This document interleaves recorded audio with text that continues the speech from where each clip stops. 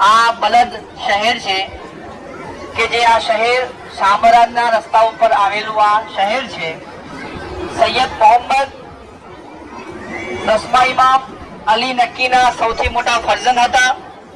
આ સબીઉદ દુજેલ એટલે કે બહાદુર મર્દ હતા.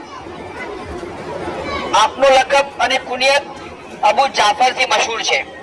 કહેવાય છે કે આપની વાલિદાનું નામ હદીસ અથવા સલીલ હતું અને એમનો જન્મ 228 હિજરીમાં થયો હતો. મદીનાની નજીક એક જગ્યા કે જેનું નામ સરિયા હતું. કહેવાય છે કે આ ગામ આપણા 7મા ઇમામ હઝરત ઇમામ મુસા કાઝીમ અલૈહિસ્સલામે વસાવ્યું હતું. હિજરી સન 233માં મુતવક્કિલ અબ્બાસી બાદશાહના હુકમથી ઇમામ અલી નકીને અહીં સામરા બોલાવવા માટે દબાણ કરવામાં આવ્યું હતું. કારણ કે મુતવક્કિલ બાદશાહ જે હતો એ વખતે સામરાની અંદર પોતાની એને પાટનગર સ્થાપિત કર્યું હતું. તો એ વખતે આપણા 10મા ઇમામને અહીં બોલાવ્યા અને ત્યારે સૈયદ મોહમ્મદ સરિયામાં રહેતા હતા.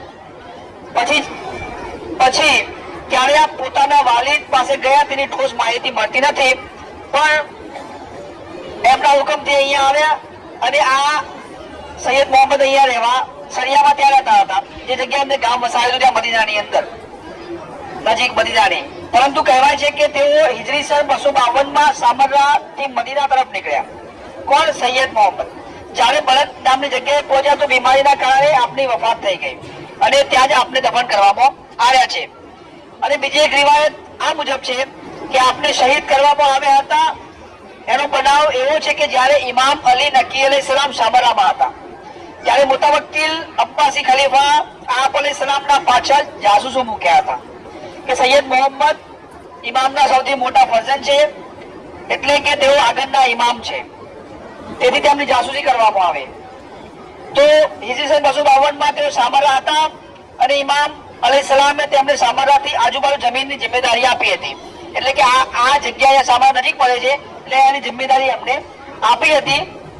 તો મુતવક્કિલ અબ્બાસીના જાસૂસોએ આપ અલૈહિસ્સલામને ઝેર આપ્યું અને તેઓ ઝેરના કારણે આ જગ્યાએ વફાત શહીદ પામ્યા અને આપની ઉંમર 24 વર્ષની હતી. હવે એ કિતાબોની અંદર સૈયદ મોહમ્મદના અખલાક અને વ્યવહાર બીજા લોકો કરતા ચડિયાતા છે. સૈયદ મોહમ્મદ હંમેશા પોતાના ભાઈ ઇમામ હસન અસ્કરી અલૈહિસ્સલામની સાથે જ રહેતા હતા. શેખ અબ્બાસ કુમ્મી કે જે મફાતુલ જીનાન કિતાબ છે એના લેખક કહે છે કે સૈયદ મોહમ્મદ વફાત પામ્યા ત્યારે દુઃખ અને ગમના કારણે આપણા ઇમામ હસન અસ્કરી અલૈહિસ્સલામે પોતાનું ગિરબાન પાડ્યું. તો કેટલાક લોકોએ એવો એતરાજ કર્યો કે તમે શા માટે આવું કર્યું? તો એના જવાબની અંદર ઇમામે ફરમાવ્યું કે હઝરત મુસા અલૈહિસ્સલામે હઝરત હારૂનના મોત પર પોતાનું ગિરબાન પાડ્યું હતું. એટલે આ પ્રશ્ન જે લોકો કરવાવાળા હતા એમનો પ્રશ્ન રદ થઈ ગયો. અને બીજા શિયા અને સુન્ની લોકોમાં મશહૂર છે કે સૈયદ મોહમ્મદ ની કસમ ખાવાથી લોકો ડરે છે.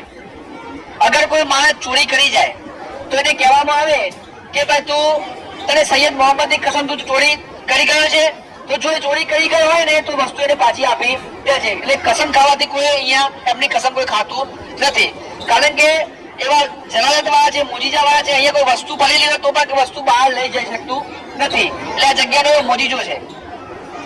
તો અહીં એનો કિસ્સો એ પ્રમાણે છે કે એક દિવસે આ રોજાના ખાદિમ સૈયદ હસન કહે છે કે એક દિવસ અબુ જાફર સૈયદ મોહમ્મદ ના રોજામાં શહેરમાં બેઠો હતો કે કેટલાકમાં એક અરબી શખ્સ જેના હાથે લખવો હતો રોજામાં આવે. હું તેના નજીક ગયો અને બીમારી વિશે પૂછ્યું કે તો તેને કહ્યું કે એક દિવસ હું મારી બહેન ના ઘરે ગયો હતો ત્યારે એક ડુંબો બાંધેલો હતો. હવે અહીંયા એક ડુંબો જબા કરવાનું એક તમે મિન્નત રાખો ઓલાદ માટે કે કોઈ પણ મિન્નત માટે કહીએ તમે એક ડુંબો જબા કરીશ તો એના વિશેનો આ કિસ્સો છે કે શા માટે લોકો અહીંયા ડુંબો જબા કરે છે. તો એ ડુંબો બાંધેલો હતો તેથી મેં વિચાર કર્યો કે તેને હું જુબા કરી દઉં, પરંતુ મારી બહેને મને આવું કરવાથી રોકી લીધો અને કહ્યું કે સૈયદ મોહમ્મદની મન્નતનો ડુંબો છે, પણ મેં કોઈ દિવસ વસ્તુની પરવા કર્યા વગર આ ડુંબાને જીબા કરી દીધો. 3 દિવસ નહોતા થયા અને મારા હાથે લખવો લાગી ગયો. એટલે કે સૈયદ મોહમ્મદના નામની કોઈ મિન્નત કરવામાં આવે જો એ તમે એના મિન્નત પહેલા તમે એના વિરુદ્ધમાં જાઓ તો એમની અસર આ દેખાય કે 3 દિવસ પછી એના હાથે લખવું લાગી ગયો. અને દિવસે દિવસે તે વધતું જ ગયો.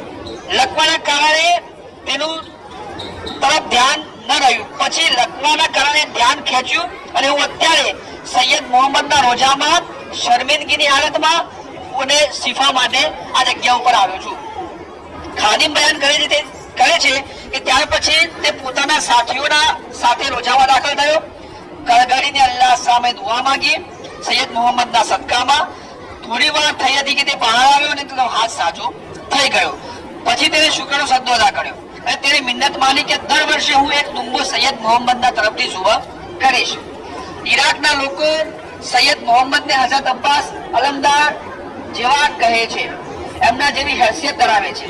એટલે કે બાબુલ હવાએ દુઆ કબૂલ થવાનો દરવાજો પણ અહીંયા કહેવામાં આવે છે. અને આપના રોજા પર લોકો મુરાદો લઈને આવે છે અને મન્નતો માને છે. ખાસ મિન્નતના બકરાની કુરબાની આપે છે અને ઓલાદ માટે લોકો મન્નત રાખે છે. હવે આપણે કોઈ ઓલાદની મન્નત રાખવી હોય કે હું મારે કોઈ આ દીકરો કે ઓલાદ થશે મારે, તો હું સૈયદ મોહમ્મદના દરબારમાં એક ડુંગો સભા કરીશ.